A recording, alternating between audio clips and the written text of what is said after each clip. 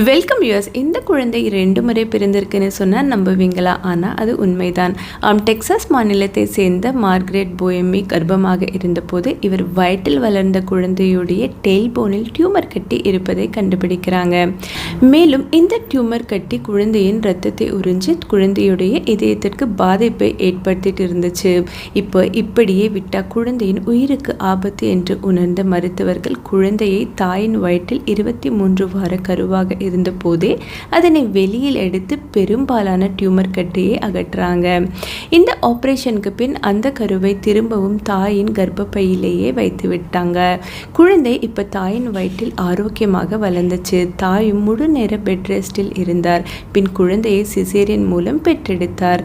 இந்த குழந்தையின் பெயர் லென்லி. இது 2016 நடந்த ஒரு அதிசயம்னே சொல்லலாம். குழந்தை பிறந்த பின் மீதமுள்ள கட்டியை அகற்றினர் மருத்துவர்கள்.